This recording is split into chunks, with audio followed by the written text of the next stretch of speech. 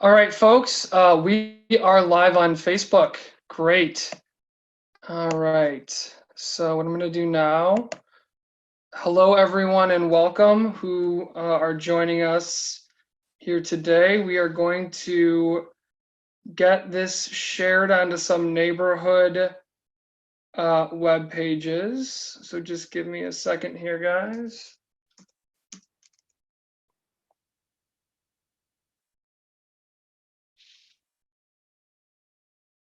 All right.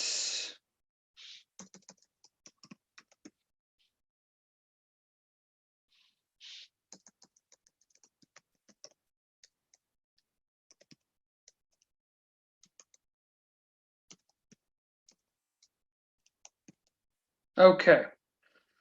All right, guys, we should be up and running and live. All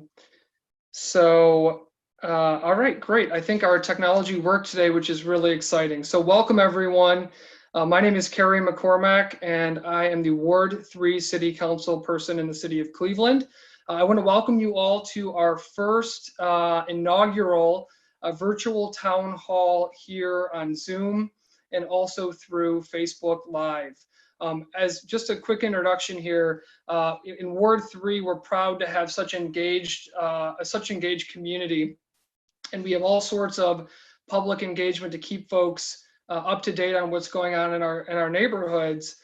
With the onset of COVID-19, we're looking for more ways to connect with our residents, and one of that is through this virtual town hall process. So again, I want to welcome you all and thank you for tuning in today. I also want to thank, just a couple thanks before I give an introduction to our panel today. I want to really thank our first responders out there. So our medical professionals, our doctors, nurses, EMS, who have been on the front line of COVID-19 and supporting our health system and our community members. We owe them so much, so really want to thank them. And also our community. I get a question a lot, how are things going in Ward 3? How are things going in Cleveland? And how is the community responding to COVID-19? And I always say that I've been so impressed by the folks in our community who have heeded the call of the health professionals, of the elected officials, stayed at home, used social distancing, and really thought about themselves, their family, but also the community as a whole. So really to all of you out there who have done your part, I know it's been tough. It's a huge sacrifice, but we really want to thank you for doing your part to slow the spread of COVID-19 in Cleveland. Just as another piece, this is a local update on the health aspects of COVID-19, but we're going to have follow-up conversations geared around small business, employment, as well as education coming up in the near future. So look out for those. The state of Ohio has also released updates that I will post, have posted and will continue to post. I'll let you check those out yourself, but those are around getting back to work and how the state will phase back in over the next few weeks and months. A little bit of housekeeping. If you are on the Zoom call, feel free to use the chat section of this webinar. If you've got a question or anything else you'd like to say, feel free to use the chat section. I actually see I've already got one down there, so I'll check that out after the introduction. If you're on Facebook, feel free to leave a comment. We're going to be monitoring them throughout the session. So if you've got a question for our panel, please don't hesitate to put them there. We'll do our best to get to as many as possible. All right, so I'm going to introduce the panel that we have here today. Our first person that we'll introduce is Terry Allan, who is the Commissioner of the Cuyahoga County Department of Public Health. Terry, let me pull up your, did this job of pulling up all of your bios. So Terry has been the health commissioner since 2004. He's got a Bachelor of Science in Biology from Bowling Green, and he served our area residents for over 26 years in the public health field. And he's got a background that includes direct program, administrative experience in environmental health, epidemiology, surveillance, and community health. He's also a professor, a faculty member at Case Western Reserve University School of Medicine. and he co-chaired the Health and Caring Investment Committee of the United Way of Greater Cleveland from '05 to '07. He's got a long list of professional affiliations that I'm not going to mention. Terry, can you give us a wave? Thanks for being with us. Our second panelist is Dr. Donald Malone, but to us, Don Malone. Dr. Malone is a professor of medicine at the Cleveland Clinic Lerner College of Medicine and the president of Lutheran Hospital right here in Ward 3. He's the chair of the Department of Psychiatry and Psychology at the Cleveland Clinic, where he performs duties as the director of the Center for Behavioral Health.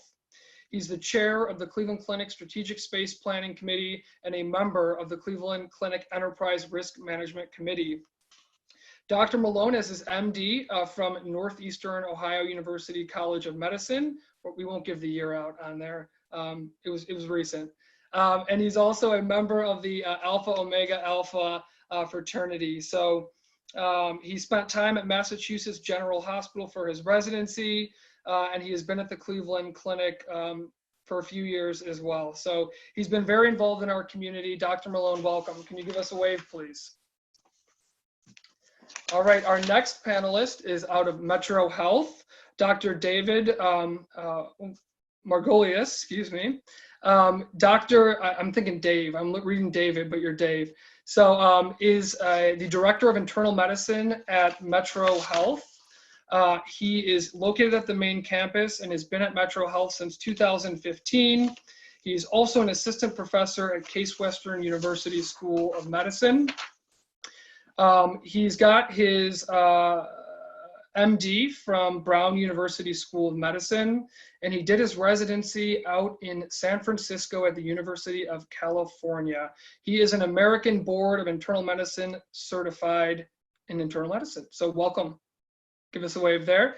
And also we have Tillie with us today. Ann is our rock star policy analyst and professional in Cleveland City Council. She's been behind quite a bit of local research and policy here in the city of Cleveland. She is what makes the wheels keep going on Cleveland City Council. Ann, can you give us a wave? All right, awesome.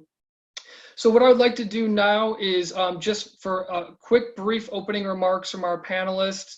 And again, just kind of if you could give our viewing audience the quick, anything that we didn't mention of who you are and what is your interface with COVID-19. So why don't we start with Commissioner Allan? And remember to unmute yourself. Thanks. Thanks, Councilman. Appreciate it and glad to join Don and Dave and Ann here today. Let's see. Well, I've been in public health for 30 years. I've done just about every job here and, native Clevelander. My dad was a Cleveland fireman up at 32nd Lorraine for most of his career, not too far from downtown, certainly, and in your district. And so I'm glad to be here and with the group. We have a big job with COVID-19. We are knee deep in the hoopla in terms of doing case identification, contact tracing of folks who are positive and the folks they come into contact with. We're connected with the Emergency Operations Center, with the City of Cleveland Department of Public Health and other departments at the city together with the county, doing common messaging to the community on a whole range of sectors, just about every sector, and have been doing that since March 9th. We are providing people with supports for medication and food and a range of other things that they need during their quarantine or isolation period. We're putting out data and briefing the public on a regular basis. And we are responding to questions about essential services and businesses that the governor and Dr. Acton have charged us to do. So I've taken to date over 6,000 calls in 3.5 weeks on essential services, on safety, on contact tracing, on social distancing, on sanitation practices and masks. So we're doing a little bit of everything and are in this for the long haul. Thanks. Thank you. Dr. Malone, same question. If you just anything I missed in your introduction, and tell us a little bit about how you interface with COVID-19. Sure, happy to do it. Well, I was born and raised in Euclid, so I'm a native from the area. Since my wife and I have been empty nesters, we now live in Ohio City. So I'm one of your constituents. I won't talk about trash pickup or anything tonight. But I've been at the Cleveland Clinic for 30 years after training in Boston. And, I'm most involved, the hospital has been most involved in trying to prepare for any kind of a surge of patients that we may experience. Certainly early on, that was a huge concern for us. It's gone a little bit down since then, but we still are making sure we plan for that. Obviously, taking care of our patients, keeping our patients safe, keeping our caregivers safe through this epidemic as best we can, and also, trying to take care of our employees as the financial issues have become more prominent going on through this epidemic. So that's what we're doing now. And now we are really focused on also restarting some of the care that we were not providing during the COVID epidemic, the non-essential surgeries, getting people knee replacements, things like that, that we were not doing over the recent past. Great, thank you, Dr. Malone. All right, Dave, tell us a little bit more about how, what did I miss, and how do you interface with COVID at Metro? So over the last 6 weeks, like all of us, I think our jobs changed quite a bit. So my main role early on was to launch, and I've been leading this hotline. So if you go on cleveland.com, or if you hear anything about the Metro Health COVID-19 hotline, that was something that I had the chance to start, and we take thousands of calls in the last 6 weeks, and we're about 100 doctor visits a day right now, generally advising people who seem like they can stay at home and isolate to stay at home and isolate. We also have the ability to test some people. So that's been probably the biggest thing that I've been working on over the last 6 weeks. I'm also one of the physician leaders for primary care. And so like Don mentioned, we've been thinking about restarting some care, but also transforming the care that we've done. We're not going to return to normal. And for primary care, honestly, we don't want to return to the old ways of doing things. We want to return to better. We think all the telehealth work that we've been doing is just a better way to do primary care. And so that's been my job with others to work that out and how to keep that going. That's great, thank you. And then Ann, if you could give us a little update on, we've been putting out these great summaries of all the data. So from Cleveland City Council's perspective, tell us a little bit about how you've been monitoring the different levels of governments and producing summaries for the community. Right. So I staff Council's Health and Human Services Committee. So I've been tasked with following some of the policies coming out at the state level, the federal level, the things that are really going to affect our day-to-day life. So I've been watching the governor's press conferences every day, keeping track of, things from unemployment to childcare, any sort of mental health resources that they're pushing out, compiling that information and then disseminating it to our council members to make sure, our citizens get that information. So just keeping very close tabs on all the different quality of life issues that are going to be affected by coronavirus. Thank you so much, and we really appreciate your work on that. So we're going to pivot into some questions here, and as a reminder, we want to make this interactive. So if you're on our Zoom webinar, feel free to use the chat feature. If you are on Facebook, just leave a comment. We'll do our best to get to them. So I'm going to start with Commissioner Allan. And just kind of from the perspective of Cuyahoga County, what role does the county health department play when a pandemic comes along, and how do you do things like tracking information and sharing that with the public? So thank you for the question. So I've had to live through many different emergencies in my time here at the health department. It really started post 9/11 with anthrax and smallpox. And then, of course, H1N1 in 2009-10, that people may be familiar with H1N1 influenza at the time. And then in 2014, the Ebola response in the community. So what we've learned is the experience helps, We know who the partners are. We know how to operate in emergencies, working with our emergency management agencies together in the city and the county. One of the things that we say often is that you don't pass out your business cards during an emergency. You need to know the players in advance. And so we spend a lot of time doing really a couple things in addition to the contact tracing and work that we're doing to quarantine and isolate those that may be at risk to prevent transmission in the community. We also analyze a lot of data. We develop information that we get on sort of the support work from the hospital systems that Dr. Malone is intimately involved in, on some of the surge-related data that we can let the public know overall across the whole community how are the systems doing relative to surge. And we've been fortunate that you've heard we flatten the curve. We've actually done a great job, I think, in Ohio in the community, and we have a lot to be proud of. That's a big role in making sure that people understand the data and what the cases are. We've had over 2,000 cases now, 2,030, and unfortunately 110 deaths in the community across the entire county, the city and county. And so we have a ways to go, folks. We've got a ways to go yet until we're through this. We've been spending a lot of time trying to suppress outbreaks in places like long-term care facilities or other places where people congregate, working with correctional facilities, working with developmental disability adult homes, a whole range of community settings, hospice agencies where people are close together and there's risk. So we're working with those folks who are working hard to try to reduce fatalities, reduce cases that spill out in the community. And Metro has been a great partner throughout the process, providing support on testing to us from the very beginning, and we're very grateful. We're now expanding to work with additional hospital systems.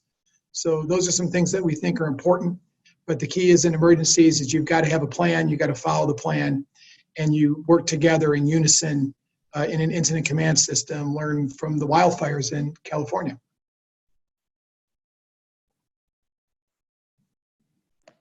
Thank you. I really appreciate that feedback. And Dr. Malone, thinking about the systems responding together and collaborating, can you speak a little bit of how is the Cleveland Clinic? They're a big footprint here in Cleveland. How have you all responded to COVID, collaborated with the other healthcare agencies in the community?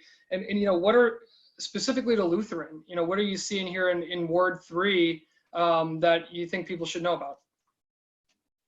So we've certainly collaborated across the state. We're on calls every day with the governor's office. The Cleveland Clinic is obviously we're collaborative with everybody locally, whether it's Metro, obviously the county, and we want to keep tabs on what's going on everywhere, not just within our system. Within our system, we have sort of developed kind of subspecialties, if you will, with regard to the COVID-19 disease. We've taken some of our, what we call our hub hospitals, whether it's Marymount, Fairview, Hillcrest, and main campus. Those are the ones that tend to have more ICU or intensive care unit capacity. And so a lot of these patients, about half the patients that are getting hospitalized now with COVID-19 end up in an intensive care unit. So if you get sick with it, you tend to get pretty sick. And so we've used those hospitals because of their capacity. Lutheran actually to date has not had an inpatient positive for COVID, but a lot of that's been because when they're seen in the emergency room, they're transferred to one of those other hospitals that tend to have a lot more ICU capacity. And as we plan going forward, then we will continue, and we've always done this where we have different service lines in different locations, and we will continue to do that. Thank you, Dr. Malone. So Dave, I'd love to hear about what Metro Health is doing, but also what is it like to be a doctor on the front lines right now? Yeah, it's surreal. I think it's surreal for all of us, no matter where, obviously anywhere in life right now. But I will say, as a healthcare professional, and I think any public servant, it's a proud moment for us. We've all come together. I think things that have taken a long time to put together in the past months of committee meetings are just happening in 2 days. Everybody's just on it and focused. Meetings are useful. We have loops that we're closing at the end. So it's in some ways, it just feels like we're all in the right place to be doing the work that we're doing. And so nobody's happy about this, of course, but there is an aspect to it where we are just proud to be doing the work that we're doing. Thank you. And just thinking about too how we connect with the community. So I'd love to hear, whether it's Cuyahoga County or Metro or the clinic, how are we getting out when someone is suspected or diagnosed, test positive for COVID? How do we interact with the community? How do we not only make sure that that person gets the help they need, but that we're paying attention to the contact tracing and all of that? I mean, it's all with running the risk of just throwing a question out there without calling on a certain person. If you could speak to how do we do that? How do we make sure that we're thorough in our community engagement? And also, we got a lot of folks in our community that English is a second language too, right? So how are we tackling some of those challenges? Well, I can start off if you'd like, David. So when we connect with someone who's a case, we have an army, probably on average about 50 people here a day working to do contact tracing. Given our numbers, we were seeing 100 cases a day for our peak, now seeing somewhere in the 50 to 60 cases a day, and it can fluctuate a bit. So it's not where it was, but we're still very busy. So you're calling and you're actually asking, where have you been 2 days before you got sick? And begin to work back, identify who they were in contact with. And then you start to understand who those contacts are, and then we reach out to them. Person who's sick is isolated, and we decide what supports they may need during that isolation so that they stay put for a couple weeks. Same thing with their contacts, then basically staying with them during that time and deciding what supports may be in place. To your question, Councilman, we have a number of physicians that are working with us that have been helping with testing in the community in sites like homeless shelters and in developmental disability centers, working with Metro in many of those cases. And on places where we really need to help community where there's a lot of risk, helping correctional facilities and the like in different places. So what we'll do is we have a physician here that's working on contract with us that speaks Arabic, and we had a large family, an extended family, and there were concerns. There was a case and concerns, and in that process we were able to identify they had needs around food and some needs around medication and the like. And so there are many stories where language barriers, Spanish, etc., are crossed and it's critical. We all know that in the work that we do, that Language Line is a big resource that many of us use. So to break down those barriers, to serve people, and to deal with moments that sometimes are heartbreaking that all of us have seen. But also moments of innovation and breakthrough. It's been quite an experience to be part of it. But it's incredible to see people break through and assist people the way we all hope to. And so I'm grateful for that collaboration across all the systems and public and private agencies.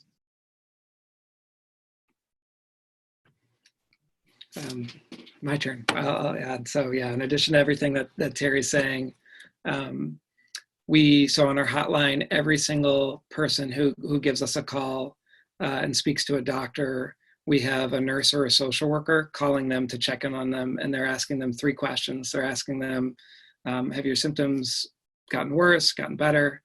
Do you have the food that you need? And how are you coping with the anxiety, the stress of the situation? And so we can connect people to food resources through our Institute of Hope. We can connect them to a psychologist, or we put them back on the line with a doctor if their symptoms have gotten worse. And then in terms of language, Clark Fulton is our home, and so we've got on our website it's in Spanish as well. So if you go to metrohealth.org, it's there. We have bilingual speakers on the hotline for Spanish English, and then we use also the language line to speak to as many languages as we can. That's great. So I'm going to pull a question from our audience. The question is, will asymptomatic people in Cuyahoga County start to be tested for COVID-19? And if so, do we have any idea when that will happen? Again, that's a question coming from a viewer. Dr. Malone, I don't know if you want to start off. I have thoughts as well. I would defer to you if you'd like. Okay, I'll start off. So we've already begun to see some the expansion of testing, as the person who asked the question clearly knows the guidance has been focusing on healthcare workers and those who've been symptomatic. So now the governor has said we're going to begin seeing testing more widely available over the course of the next 3 to 4 weeks, substantially more widely available. The governor said 1 million tests available. So of course, everyone would like to have the opportunity to be tested and going forward, that will be critical. We expect to see this go on, through the summer, controls in place, concerns about a potential fall surge around flu season. We want to be vigilant. I think that's the main point. So right now there's some drugstores, one locally here, a Rite Aid, that is doing testing not far from our building here in Parma. But we're expecting to see additional testing begin to ramp up in many different sectors. Some will be coming commercially in different forms. So I would expect to see a lot more testing, given the governor's drive and Dr. Acton's drive, and we appreciate their leadership, more widely available in the next coming weeks. I would say 2 to 3 weeks, we should see a lot more availability of testing, and I'm sure our hospital systems can comment as well. Yeah, I mean, we've certainly done a lot of tests, including on our employees as well as our patients. One of the things that we're seeing, though, is if you're asymptomatic, the vast majority of those tests are negative. So testing the patients with symptoms seem to be at least the right thing to do off the bat. I think the game changer is going to be if we get accurate serological testing, and what that is it tests for immunity to the COVID virus. And if we begin to be able to do that in an accurate way, that is going to be a game changer, because then who has immunity, who's had the virus before. It doesn't guarantee you can't get it again, but it certainly is a test that will have great value, especially to asymptomatic folks. Hey, Dr. Malone, if I could just hang with you for one follow-up. You and I have discussed a vaccine before. Can you just discuss a little bit about what that looks like and what a potential timeline is being discussed for a vaccine for this virus? Sure. We have a number of folks at the clinic that are starting to look at this, and usually it takes anywhere from 18 to 24 months to develop any kind of a vaccine. That being said, you have the whole world working on it, and you got a whole lot of bright people working on it, and there's already some that are in some early stage human trials, and that is eventually what's going to be an end game for this. It'll be more like the flu. Maybe it won't protect you completely, but it certainly can decrease the intensity of the illness, lower the mortality rate, things like that. So we're very hopeful that, hopefully sometime late this year, that there could be something available. I mean, it depends. That's not the usual time course, but again, you have everybody working on this, and you've had everybody working on this since January. So we're hopeful that will come to pass, and when it does, that really makes the difference. Thank you.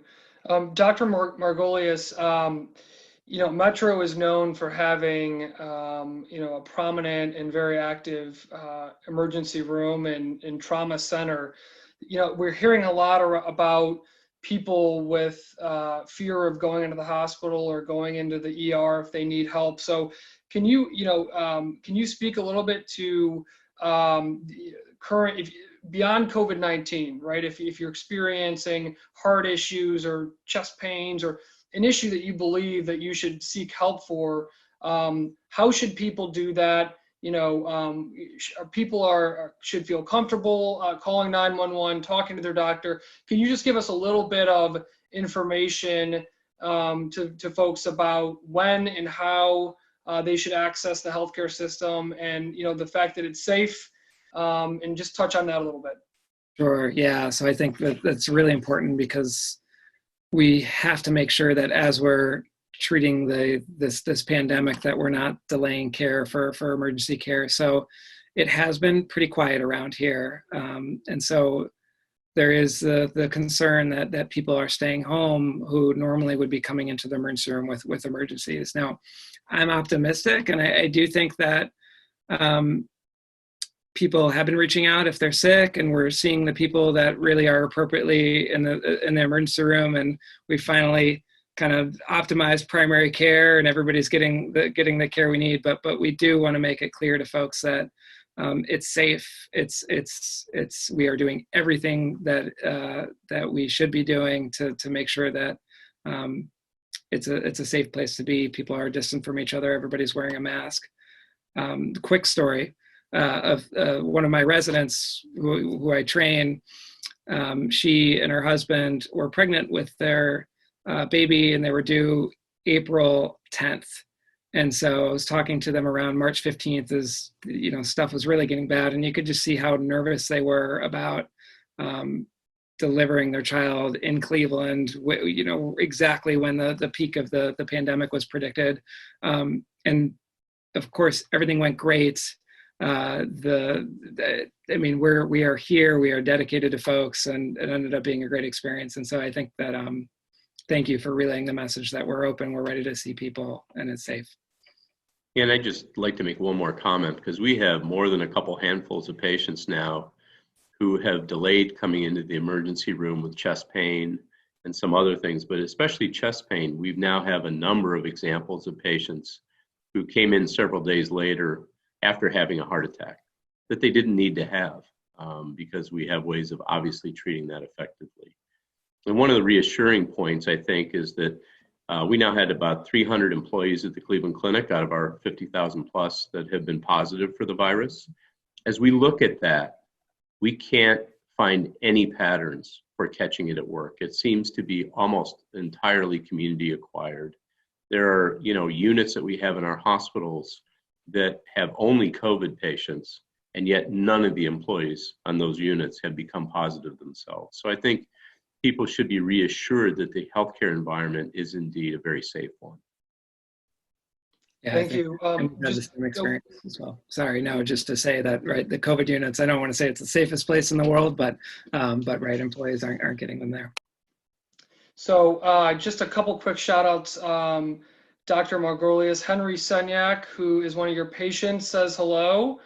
And also it is Allan O'Connell's birthday tonight, who, for those of you who don't know, is the president of the Downtown Cleveland Residents Association. So happy birthday, Allan. So switching gears a little bit here, I want to talk about, and Dr. Malone, I'm going to send this to you and then anyone else that's interested, mental, emotional, behavioral health, right? We talk a lot about the virus. We talk a lot about the physical kind of direct symptoms of the virus, but can you speak to the impact on mental, emotional, behavioral health for folks that either, get the virus and for the entire community, quite frankly? Yeah, I mean, there are multiple factors going on right now in many people's lives that are a significant negative for their mental health. For example, we know in the state that the liquor stores are selling about 30 to 35% more liquor during this time. And with that kind of a widespread increase in alcohol use, we certainly anticipate problems down the road with that. We know that when you isolate people within their homes, domestic violence goes up, child abuse goes up, because people are in contained spaces. And we anticipate there will be significant difficulties coming from that. People who suffer already from various mental illnesses like depression, anxiety disorders, one of the things that is most difficult for them, and the thing we recommend against, is social isolation.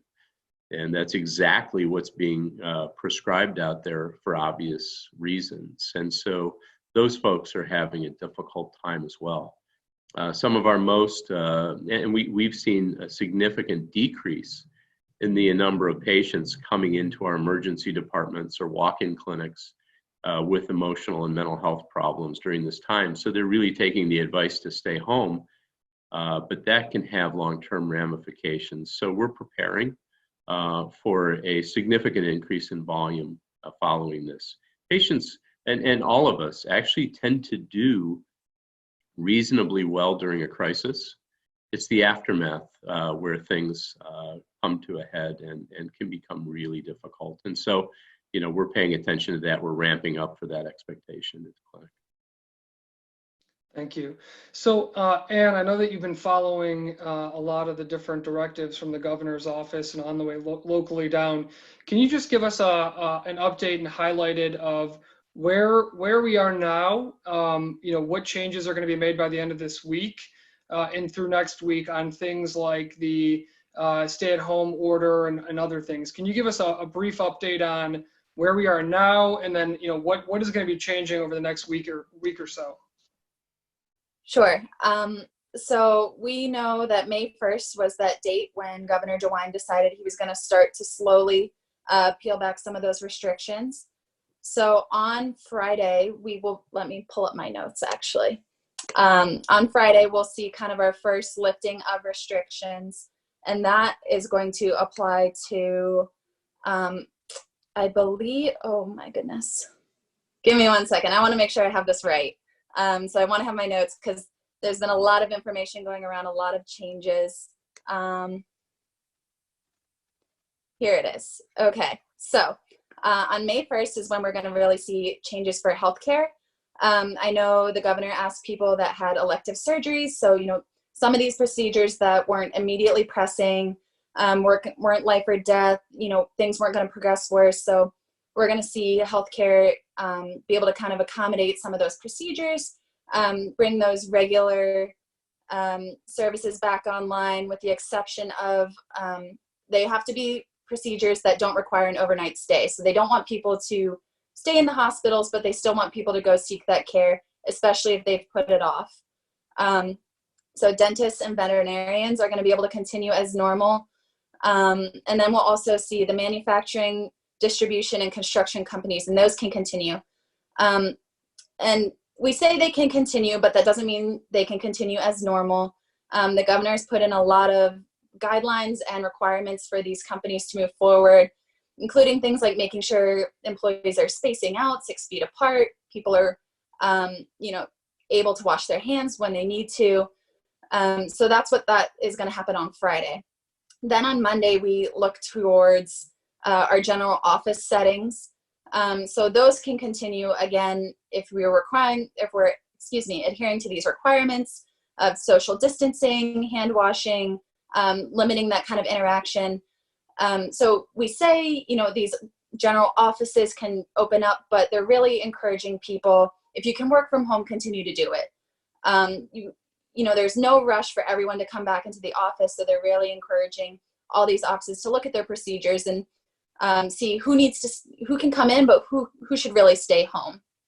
And so then 8 days later, May 12th is when we see maybe our biggest change, our biggest lift in restriction is when we're looking at the consumer, retail, and services. Again, same thing here, 6 feet, kind of putting in these sanitation procedures. And so these are also going to apply to our essential businesses that are already operating. So I know there's some confusion of, well, grocery stores have to comply by these rules. Yes. So by May 12th, our grocery stores will have to follow these guidelines. And I know there's also been a lot of confusion about masks. So this is kind of gone back and forth, but here is what you need to know is that if you are a customer going into a retail setting, you are not required to wear a mask, but you are strongly, strongly encouraged to do so because we know that is a layer of protection we can offer to our community members. But if you are an employee, you can be required to wear a mask. Your employer can require you to wear a mask. Employers can limit who comes in and out of their businesses based on who's wearing a mask. They do have that discretion. But if you are an employee who has to wear a mask, there are some exemptions. The governor outlined those today. It's pretty lengthy. The list of all those exemptions is going to be up on ODH's website. That's coronavirus.ohio.gov.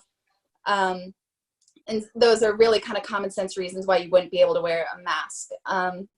And then lastly, looking at the stay-at-home order, it's really unique that the governor said that, even though we're hitting that May 1st and things are going to change, we're really not changing our stay-at-home order. We're still going to encourage people to stay home, when you can. Of course, that doesn't mean you're not allowed to go to your job if you need to, go to the grocery store, doctor's visits, but other than that, you really should be staying home. And so that order is going to be reevaluated here as we kind of progress through these first stages of opening. There's going to be a really careful monitoring of, what effects and outcomes happen as a result of these restrictions being lifted. So that is where we are in terms of some of these guidelines. I imagine the governor giving more updates here in the next week or so. He generally tends to give people about a week or so, up to 2 weeks to kind of prepare for these changes. So we continue to monitor those at City Council and pushing that information out to everyone. Thank you.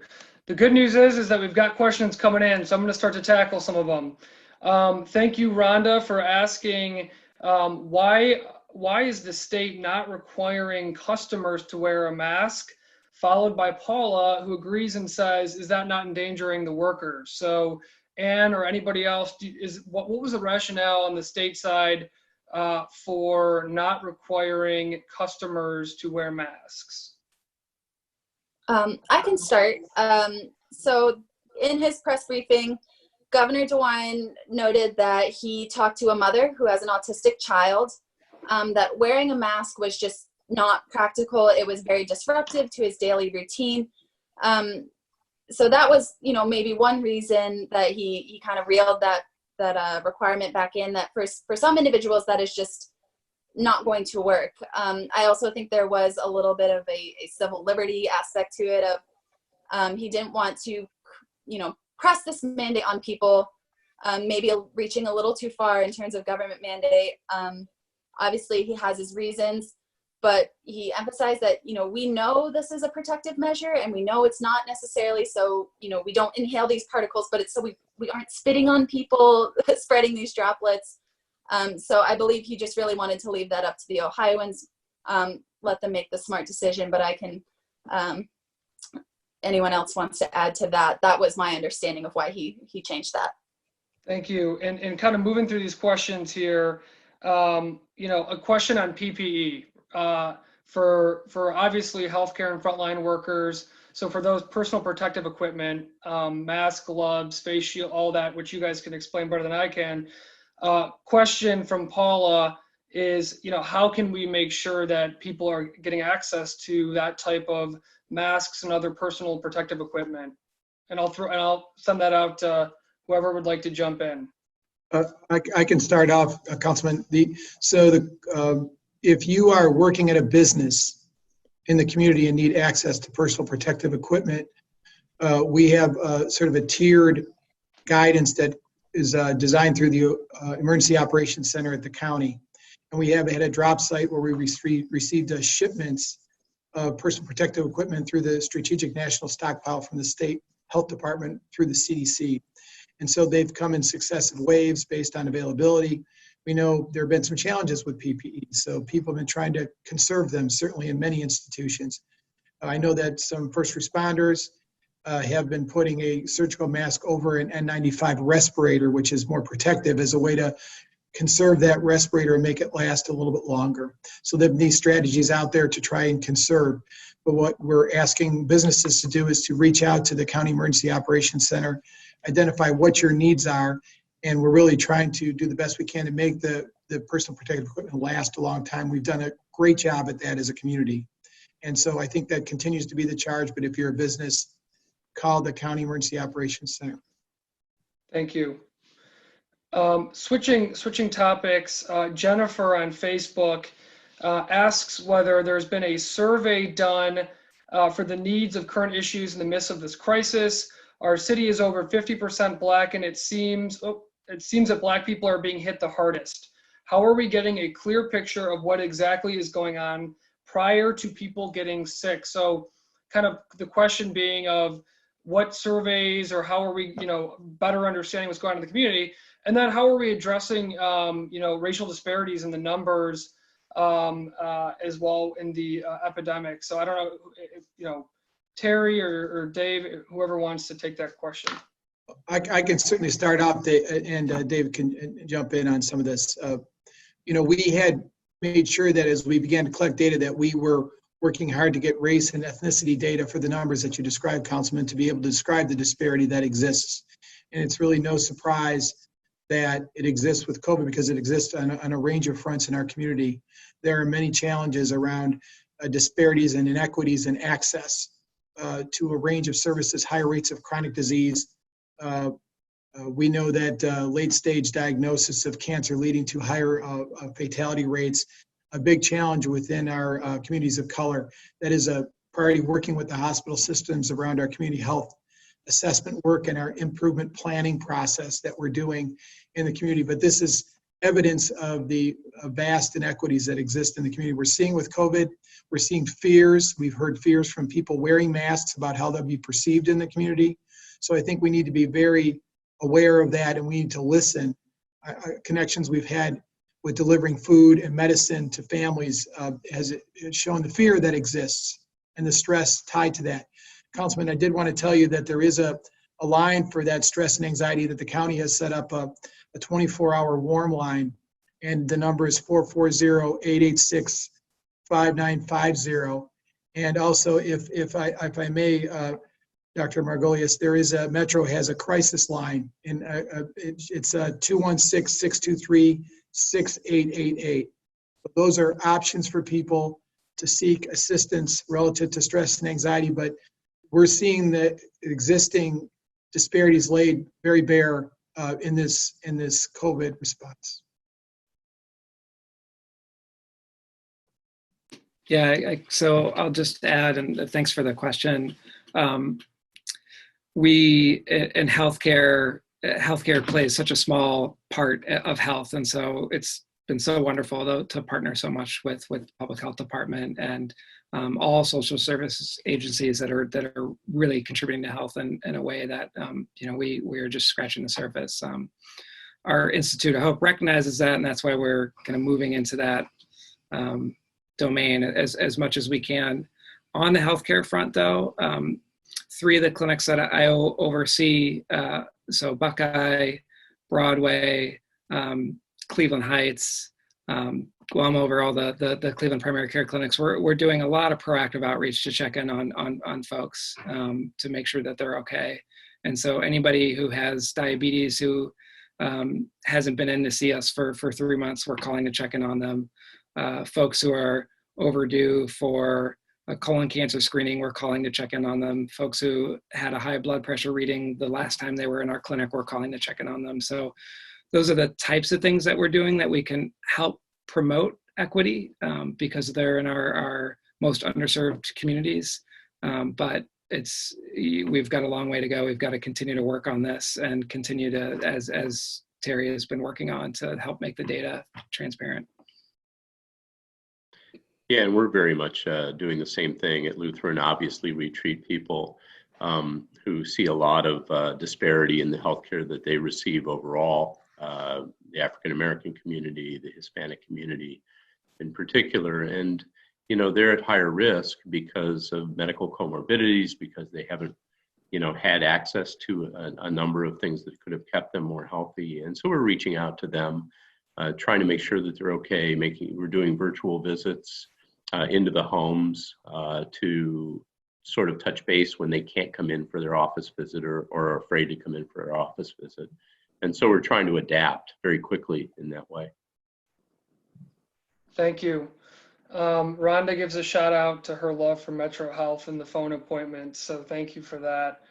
Earlier on, we had a question around transparency and data. So Commissioner Allan, I wonder if you could speak to how the city, the county, the state, how do we ensure that that they're being transparent in the data? And then we had another question kind of following that, in how localized does data get? So for example, if I wanted to see, if there are COVID cases in my neighborhood, is that type of data available? So on a range of infectious diseases and chronic diseases were available, we work in this national system from the CDC to the state health departments to the local health departments. It's the collaboration in which data is shared up and down through the system. And so that's working that way with COVID. We submit all of the disease reporting data is submitted through a system called the Ohio Disease Reporting System. So all the lab reports and all the cases, all the information that we collect goes to a central system that goes to the state and then up through the to the feds. So that those numbers are reported out. It's surveillance to give us a sense of the scope and magnitude of the problem, where it's most pronounced. What we've been doing is analyzing data at the zip code level across the entire community, working with the Cleveland Department of Public Health. We publish a zip code map, and we do that in sort of ranges. The idea here is that if you begin to look too granular, particularly with fatalities in some areas, you want to protect people's private health information and not put that out there where you could understand and potentially find out who somebody was based on small numbers. So we want to protect people's health information, but also provide the public a sense of what's happening. It's important to know when you look at a zip code map that tells you where they live. It doesn't tell you where they got exposed. So people need to understand that there's a lot of circulation of COVID in the community, and it doesn't mean that the zip code data shows that there is a big exposure risk in a specific area. They could work somewhere else. They could have been in a different area and picked it up. So it's important to remember that. Thank you. And my reaction was to a chat that we received, and I'm going to read this out. We're getting towards the end of the hour, so we deserve some levity. A question from Edward. Dr. Dave is cute. Is he taking new patients? Dr. Dave, are you taking new patients? Technically, no, but I would make an exception for Ed. Okay, great. So a question out, the government, through our chat feature on Zoom, as a reminder, folks, you can submit questions on Zoom or on Facebook. The government recently stepped back its requirement for customers to wear masks in public, and there are a lot of people who are protesting the shelter-in-place order. What can we do to stay safe when some people aren't going to practice safe behaviors?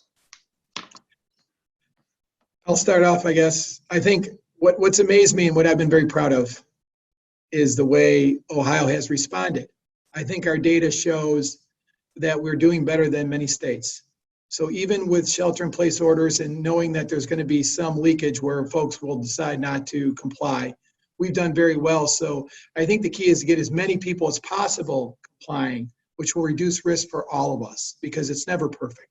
So I think that's our goal, is working with essential services and businesses is to try to reduce risk at every turn. And I know that our physicians are doing the same in messaging to their patients. Yeah, I would agree. I think that it's important to set a good example for everybody because Ohio is doing well. Northeast Ohio is doing well compared to a lot of areas. And I kind of say that it's because we're nice and kind and we sort of do what we're told. And you know what? In this case, it's really working well. So keep doing it and encourage neighbors and friends and family wearing a mask, whether it's required or not. It's really the right thing to do right now. We'll see how that goes over the course of the disease, but it really is the right thing to do.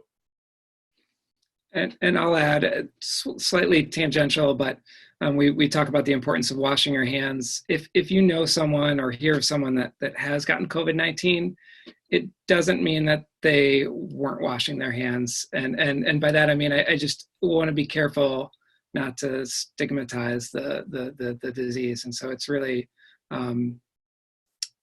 it doesn't mean if you find out that someone got it who you know, it doesn't mean they're a bad person. It doesn't mean that they hung out with the wrong crowd. And so I think just being as thoughtful as all your listeners and viewers are, and we are as a city, being kind to each other is really important. Councilman, I want to just say really quickly that, we've lost over 115 people in the county. And each one of those folks has a family and had friends and had people that cared for them. And that's this year on flu, we've had 38 fatalities. And so the numbers continue to climb. Just being respectful of people and being kind, I think goes a long way during this recognizing you don't really know what people are going through and what challenges they may face from losing a job, challenges around some of the school remote access and other challenges. I think we just want people to remember that. Thank you. And we've got some appreciation for mentioning stigma of COVID-19 as well, coming from our folks watching on Facebook. So for everyone either on Zoom or Facebook, we committed to keep this around an hour so y'all can get to dinner. So we're going to be wrapping up in a few minutes. So if you've got any other questions, please submit them soon. But I wanted to just go around to the panelists, and then, after this, we can leave some closing remarks. But where are we in 6 to 12 months with this virus? And what would you leave with the folks watching this today as some of the one or two most important things that we need to remember in the community? So where are we over the next 6 to 12 months with this? And then what have we not talked about that is important for folks to remember? Why don't we start with Dr. Malone? So I think the next 6 months are going to be a very gradual coming out. I think that the masks are going to be with us for a while. I think that flattening the curve is going to be with us for a while. I am hopeful that if people continue to do this, that we'll be able to gradually enjoy some of the things that we used to enjoy more readily, but it's not going to be normal. This is not going to be normal until we have a vaccine. I think that this is a change in the way we're going to interact. We will get back to normal. I'm absolutely convinced of that. But I don't think that's going to be over the next 6 months. And I hope that people are able to maintain the discipline that they have, and when they get out and about, to be able to keep it from another surge. Dr. Margolius? Right. So Don said it. So I think my biggest pet peeve right now is when I read about post-COVID, because it's just not a thing. And so I think we really have to focus on every silver lining that we can, everything that we're getting better at now that we should keep, everything that people are mentioning on Facebook about how the community has come together, how we've seen folks at their best selves. So I think we should focus on that, continue to keep the things that we've learned and not go back. There is a light at the end of the tunnel, and I think that's it. It's finding those silver linings and becoming better because of this. Hey, Ann, what do you got? Final thoughts? Where are we 6 to 12 months? Yeah, so I would definitely echo Dr. Malone's thoughts of, our social norms are going to change. We may not be shaking hands for a while. I'm personally fine with that. But yeah, so the way we operate is going to be a little different, but I don't think that's necessarily, it's going to be a bad thing. And I know this crisis has revealed a lot of maybe cracks in our systems in terms of policy. But I think this is a really good time to kind of identify those cracks and, work to make the change. I believe our community is really, really resilient and can work to actually come out of this as a better world. So I'm very encouraged by our community and seeing the way we're coming together for this. Commissioner. Thanks, Councilman, and glad to be with everyone this evening. I think for me, we have to really become comfortable. I think Ann said it, the idea of resilience, the idea of becoming comfortable with these changes and this new way of doing business. And we may move through the summer, and we're all going to be glad when it gets warmer. We continue to be protective. We may have to go to if those that may go to places of worship, they may have to do that differently going forward. There may be a lot of remote work in the future for people that weren't used to it before, that have to work that way and learn to adapt with technology. I also think we may need to sort of gird ourselves in the fall, or concerns about surge where the data says we need to pull back and be safe and take some extra steps to prevent transmission. And now we know how to do that. So we have to remember that's part of the resilience, is that we step back. We may step back and step forward in cycles based on how the risk may present itself. And I think that's going to be the new way of doing business, I think, the next 12 months, perhaps 18 months. And we're going to learn a lot along the way. But we've been a great as a community and a lot to be proud of there.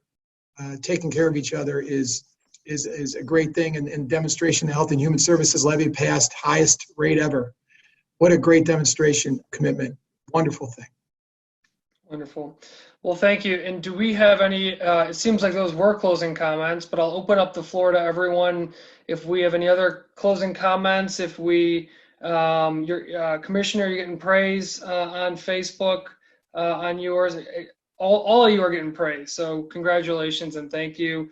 I also want to acknowledge Janice Gonzalez, who works over at Lutheran Hospital, thanking our healthcare systems and our community as well. Thank you, Janice, for being on today. But what closing thoughts or comments do we have, if any, that we want to leave the folks that have tuned in today with? I want to just say thank you for listening. I want to thank all my staff. I always follow the philosophy of hiring people smarter than me, and there's lots of them here. And so I really want to thank them all. And I think particularly Dr. Heidi Gullett, our medical director. She's been the consummate professional. She's been fantastic through it all. She's a preventive medicine doc, and we couldn't have done this without her. So I want to thank her and all the people that are responding at all levels. You're heroes, one and all. Also, I would like to thank the families of all the frontline workers too. I think over the last 2 months, we've felt a lot of love. That we've the Allbirds is giving us free shoes, and there's all sorts of stuff, great stuff going on. And I basically haven't looked at my children or said hello to my wife in about 2 months without holding the phone this close to my face. So she reminded me the other day that really the families of the frontline workers really deserve a lot of credit for all this. Well, I'd just like to thank people for tuning in, and it's really a unique thing when the community is as responsible for health and wellness as the physicians. Right now, if the community does their job and we do our jobs together, I think it's going to make a huge difference down the road. So your interest in tuning into this is emblematic of that, and I hope it just keeps going. But thank you. Yeah, I just want to emphasize that how proud I am to be from Ohio, to be from Cleveland. I'm just so encouraged by how we have been leading the nation in this. And I think that speaks to the kind of community we are here. So very proud. Wonderful.